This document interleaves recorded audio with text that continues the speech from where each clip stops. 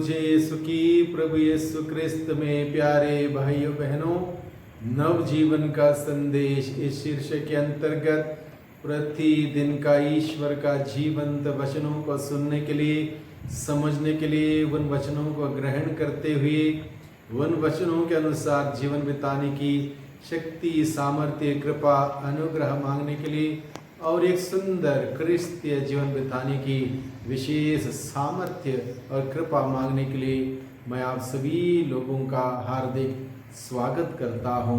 आज नवंबर की 26 तारीख है, मंगलवार का दिन है।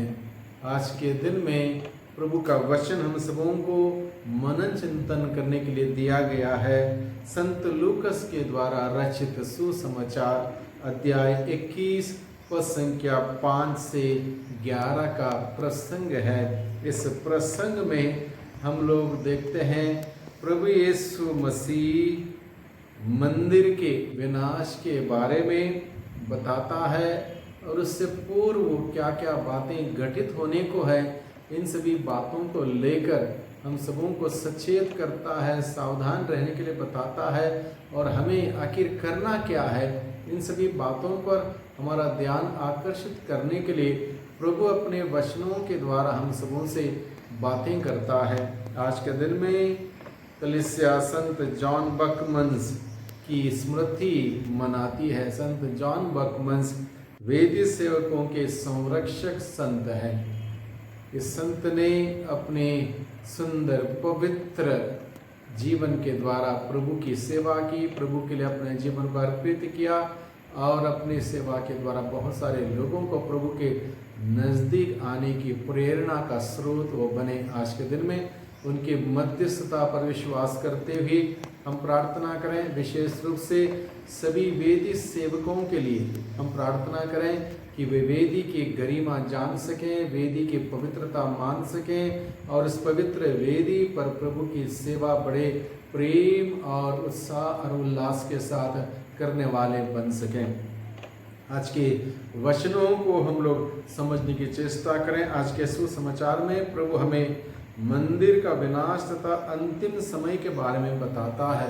अंतिम समय में क्या क्या चीज़ें घटित होने को है, इन सभी बातों से हम सबों को अवगत कराता है और मंदिर के विनाश के बारे में प्रभु चेतावनी देता है।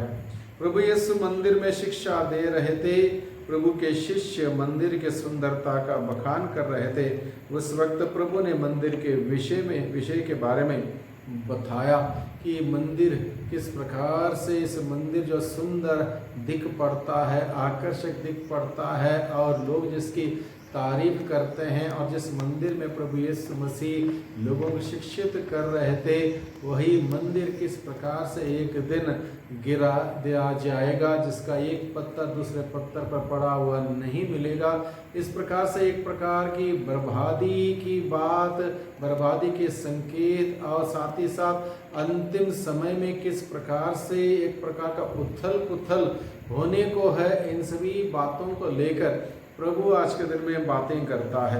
अंतिम समय का तात्पर्य क्या है? अंतिम समय का तात्पर्य यह है, प्रभु यीशु दोबारा न्याय करने के लिए इस धरती पर आने वाले हैं। प्रभु यीशु मसीह पहले इस धरती पर आए, सभी मानव जाति को पाप की दास्ता से छुड़ाने के लिए, मुक्त करने के लिए आए और अब दोबारा प्रभु यीशु मसीह आएंगे। जो हम लोग हमारे विश्वास की घोषणा में हर दिन प्रकट करते हैं, वो जीवितों और मृतकों का न्याय करने आएंगे।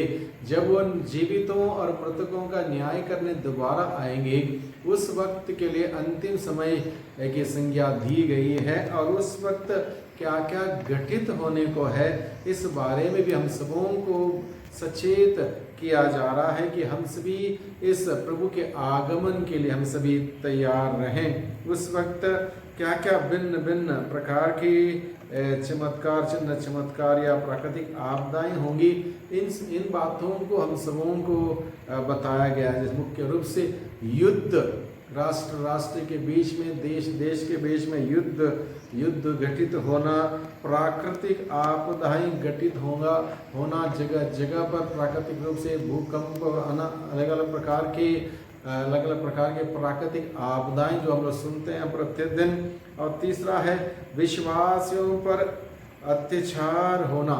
ये सब एक प्रकार का संकेत है, समय निकट आ गया है। न्यायकर्ता प्रभु मसीह द्वारा इस धरती पर न्याय करने के लिए, जीवितों और मृतकों का न्याय करने के लिए आने वाले हैं। इसलिए सारे संकेत होंगे। युद्ध आजकल हम देखते हैं, युद्ध जगह जगह पर युद्ध, छोटी छोटी बातों को लेकर, स्वार्थपरी बातों को लेकर, अपने अहंकार को लेकर, अपने अहम को लेकर युद्ध जगह जगह पर चल रहा है।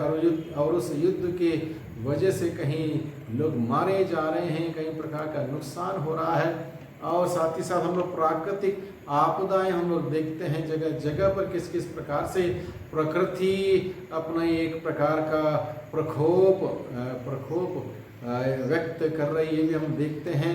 और लोगों पर अलग अलग प्रकार से अत्याचार, संकट, चुनौतियां आते हुए हम लोग देखते हैं। यानी कि समय बहुत ही नज़दीक, हम समझ सकते हैं, बहुत ही नज़दीक आ गया है। क्या करने के लिए?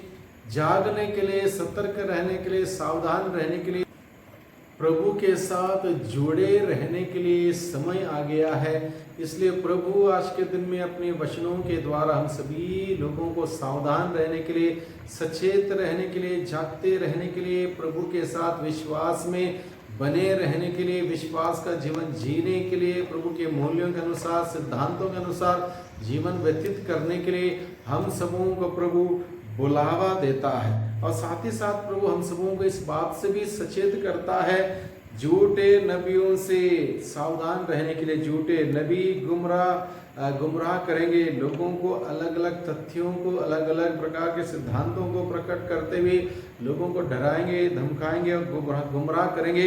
इसलिए उन सभी लोगों से सावधान रहने की चेतावनी प्रभु आज के दिन में हम सबों को देते हैं। ये सब अंतिम समय में घटित होने को है। अलग अलग प्रकार की बातें, गुमराह करना, झूठे नबियों के द्वारा प्राकृतिक आपदाएं और अलग अलग प्रकार के संकट, और इन सभी बातों का सामना करने के लिए हम सबों को प्रभु में मजबूत होने की आवश्यकता है। और प्रभु हम सबों को बुलाता, निमंत्रण करता है कि हम सभी तैयार रहें प्रभु के आगमन के लिए, प्रभु के प्रति ईमानदार रहें और प्रभु के साथ घनिष्ठ प्रेम, विश्वास, श्रद्धा, भक्ति, आस्था के साथ जुड़े रहें। ऐसा करेंगे निश्चित रूप से हमें डरने की, घबराने की, भयभीत होने की, आतंकित होने की कोई बात नहीं होगी, बल्कि हम सबों के लिए प्रभु मसीह का स्वागत करने का इस समय रहेगा।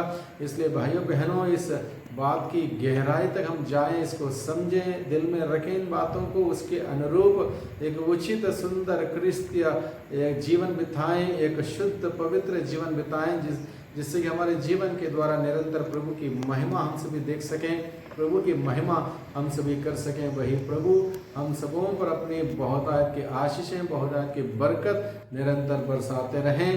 प्रभु का प्रेम हम सबों को निरंतर मिलता रहे। प्रभु में हम सभी आगे बढ़ें। सबको जय यीशु की, सबको धन्यवाद।